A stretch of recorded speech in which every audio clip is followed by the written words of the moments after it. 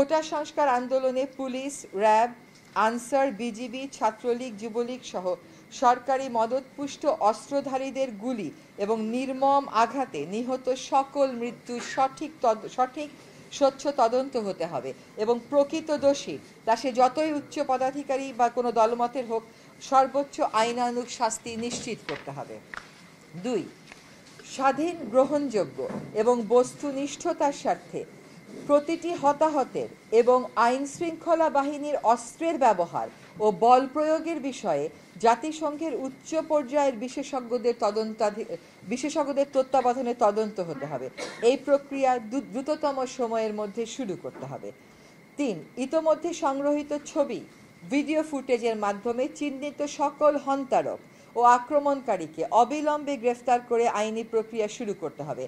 এ ব্যাপারে কাল বিলম্বের কোনো সুযোগ নেই। 4. জাতির ইতিহাসে সংগঠিত এমন নজিরবিহীন হতাহতের শিকার সকল নিহত আহত নাগরিকের পূর্ণাঙ্গ তালিকা সরকারকে অবিলম্বে প্রকাশ করতে হবে।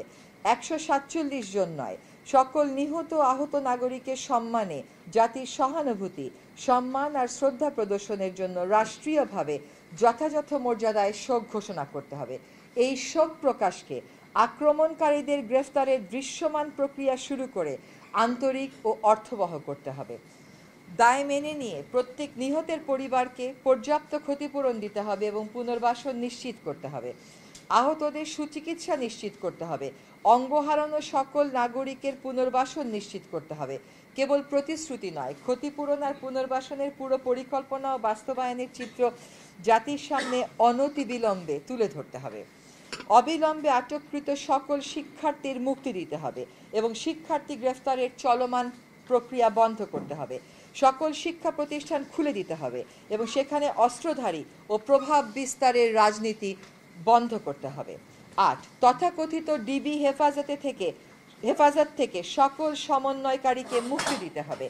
এমন জোরপূর্বক উঠিয়ে নেয়া আর বেআইনি হেফাজতের ব্যাখ্যা দিতে হবে এবং এর সাথে জড়িত সকলকে জবাবদিহিতার মুখোমুখি করতে হবে। 9. সরকারকে ভয় দেখানোর সংস্কৃতি থেকে সরে আসতে হবে।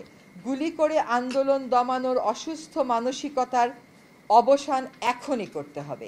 স্বাভাবিক ও স্বস্তির পরিবেশ নিশ্চিত করতে হবে। কারফিউ ও সেনা প্রত্যাহার করতে হবে। সাজোয়া যান সরিয়ে নিতে হবে। হেলিকপ্টারের পাহারা থামাতে হবে। ব্লক রেইড, গণগ্রেফতার, ছাত্র অভিভাবক হয়রানি বন্ধ করতে হবে। আমরা স্বাধীন দেশে মুক্ত পরিবেশে বসবাস করব, কোনো বদ্ধ নিয়ন্ত্রিত আতঙ্কের পরিবেশে আর নয়। অবাধ তথ্য প্রবাহে আরোপিত সকল বাধা দূর করতে হবে। ইন্টারনেট ও সামাজিক যোগাযোগ মাধ্যম পূর্ণ মাত্রায় খুলে দিতে হবে। আমাদের হয়তো এখানে গণমাধ্যমের উপর আরোপিত অলিখিত নিষেধাজ্ঞার কথাও বলা উচিত ছিল, সেটা আমরা মিস করে গেছি। আমরা বলে দেব, সহিংসতা দমনের নামে বিরোধী মত দমন করা যাবে না।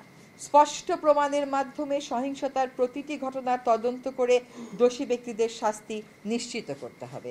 আমরা দেশবাসীকে কঠিন আত্মপ্রত্যয়, সাহসিকতার সাথে দলমতের ঊর্ধ্বে উঠে সক্রিয় ও দায়িত্বশীল ভূমিকা পালনের আহ্বান জানাচ্ছি। ধন্যবাদ সকলকে।